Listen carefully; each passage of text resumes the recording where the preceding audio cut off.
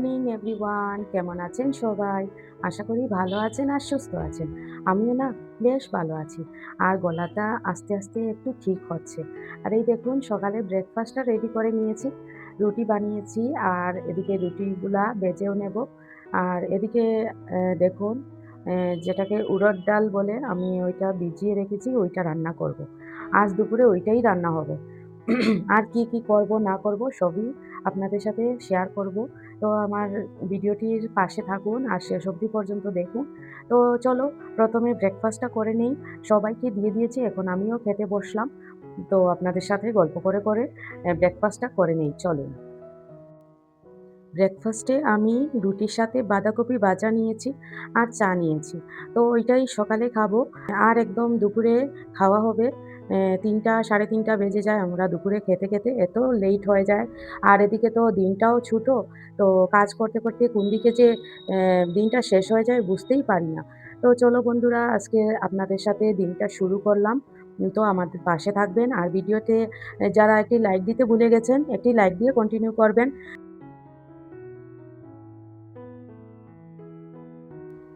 একটু বুদ্ধি করে চললেই মধ্যবিত্ত পরিবারে টাকাও বাঁচে, জীবনও হয় নিশ্চিন্ত।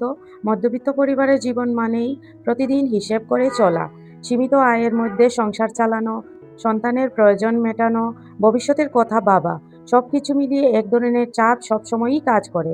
তবে সত্যি কথা হলো, একটু বুদ্ধি করে ও পরিকল্পনা মেনে চললে এই চাপ অনেকটাই কমে যায়। এদিকে ব্রেকফাস্টও হয়ে গেল আর বেলাও অনেকটা হয়ে গেছে আর আমি রান্নাবান্না শুরু করব। ঘরের বাকি কাজকর্মগুলাও একরকম গুছিয়ে নিয়েছি। প্রত্যেকদিন তো আর ক্যামেরা অন করে কাজ করা যায় না। তো আজ আর ক্যামেরা অন করলাম না।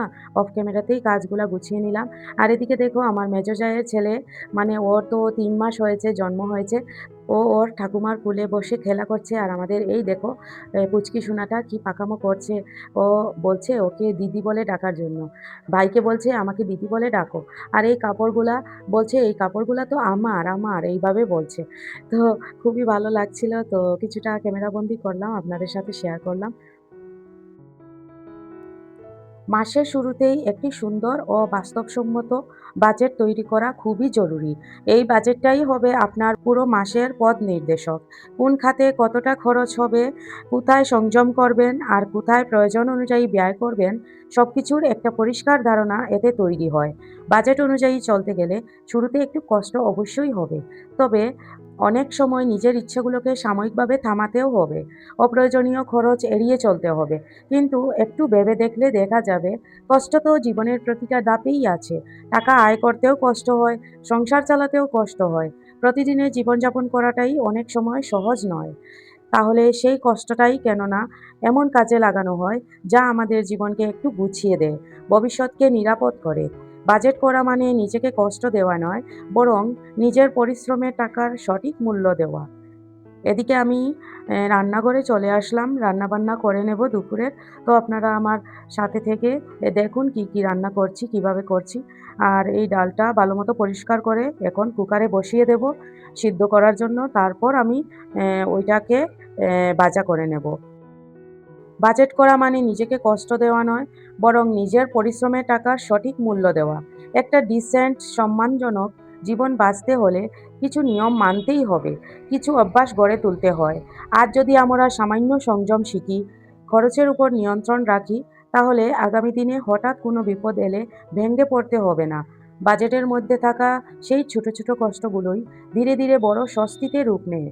তাই মাসের বাজেটকে ভয় না পেয়ে তাকে সঙ্গী করে নিন। দেখবেন জীবন অনেকটাই সহজ, শান্ত আর সুন্দর হয়ে উঠবে।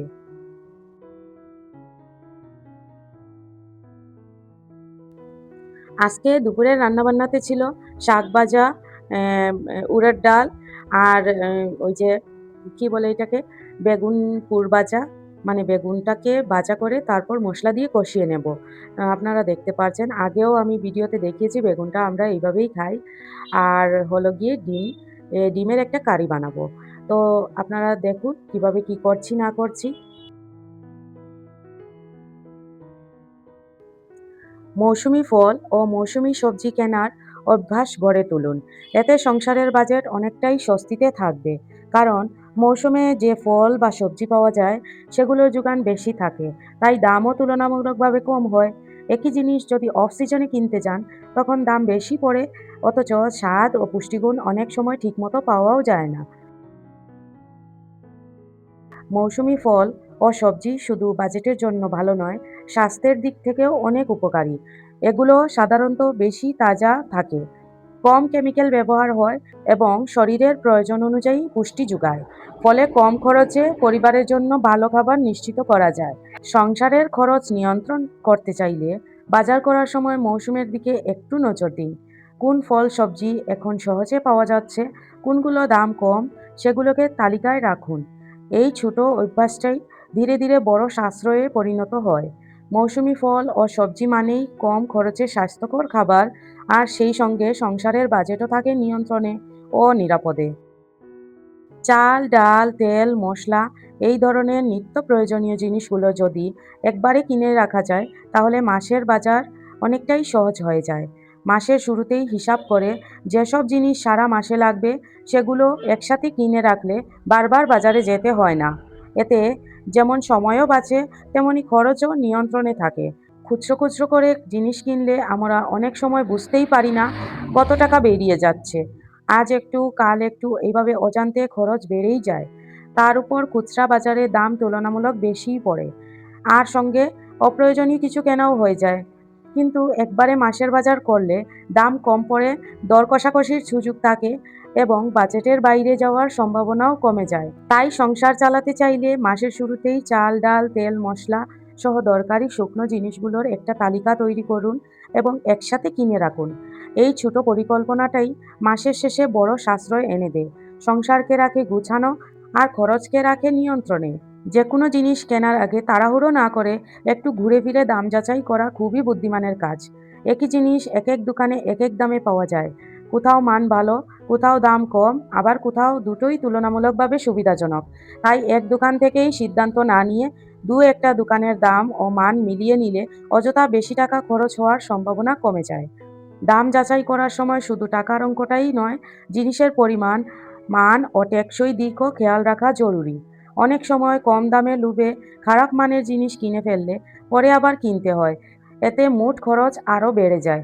একটু সময় নিয়ে যাচাই করলে সেই ভুলগুলো সহজেই এড়ানো যায়। এই অভ্যাসটা শুরুতে হয়তো একটু সময় সাপেক্ষ মনে হতে পারে, কিন্তু ধীরে ধীরে এটি সংসারের বাজেট বাঁচানোর বড় হাতিয়ার হয়ে ওঠে।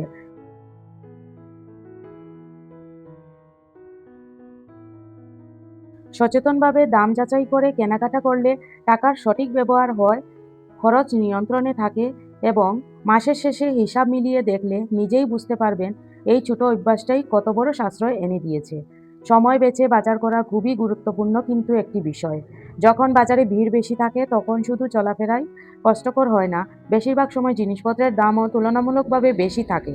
দোকানদাররা তখন তাড়াহুড়োর সুযোগ নেয় আর আমরা ভিড়ের চাপে দরদাম ঠিকমতো না করেই অনেক সময় জিনিস কিনে ফেলি।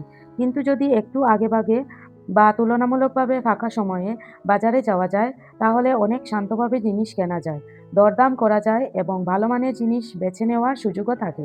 ভিড় কম থাকে, দোকানদারদের সঙ্গে কথা বলাও সহজ হয়, ফলে দামের দিক থেকে কিছুটা সুবিধা পাওয়া যায়। বাজার করতে গেলে শুধু জিনিস কেনাই নয়, কোথায় কি অফার বা ছাড় চলছে সেদিকেও একটু নজর দেওয়া জরুরি। এখন অনেক দোকানেই সময়ে সময়ে বিভিন্ন ধরনের অফার, ডিসকাউন্ট বা বিশেষ ছাড় দেওয়া হয়। একই জিনিস কোথাও ফুল দামে আবার কোথাও ছাড়ে পাওয়া যায়। সেই সুযোগটা কাজে লাগাতে পারলে টাকার অনেকটাই সাশ্রয় হয়। আমি যে কয়টি সহজ উপায়ের কথা বলেছি সেগুলো যদি নিয়মিতভাবে মেনে চলা যায় তাহলে মাসের শেষে শুধু সংসার চালানোই সহজ হয় না, অনেকটাই টাকা সঞ্চয় করাও সম্ভব হয়। অপ্রয়োজনীয় খরচ কমিয়ে প্রয়োজনের দিকে নজর দিলে ধীরে ধীরে টাকার অপচয় বন্ধ হয়। আমরা অনেক সময় না ভেবেই ছোট ছোট খরচ করে ফেলি, যা মাসের শেষে বড় অঙ্কে দাঁড়ায়। কিন্তু একটু সচেতন হলে, আগে থেকে পরিকল্পনা করে চললে সেই খরচগুলো নিয়ন্ত্রণে রাখা যায়।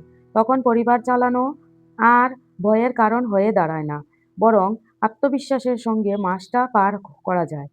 সবচেয়ে বড় বিষয় হলো টাকার অভাব আসলে সব সমস্যার মূল নয়। মূল সমস্যা হলো সঠিক পরিকল্পনার অভাব। আয় যতই কম হোক না কেন, যদি খরচের উপর নিয়ন্ত্রণ থাকে তাহলে মধ্যবিত্ত পরিবারের জীবন অনেকটাই স্বস্তির হয়। সবশেষে বলা যায়, মধ্যবিত্ত পরিবারের সুখে থাকার চাবিকাঠি হলো বুদ্ধিমত্তা, সচেতনতা আর সঠিক পরিকল্পনা। এই ৩টি বিষয় মেনে চলতে পারলে সংসার চালানো সহজ নয়, আবার মাসের শেষে কিছু টাকা হাতে থাকাও অসম্ভব নয়।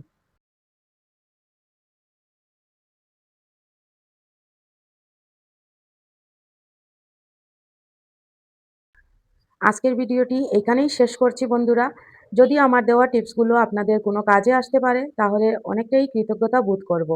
তো ভালো থাকবেন, সুস্থ থাকবেন। ধন্যবাদ।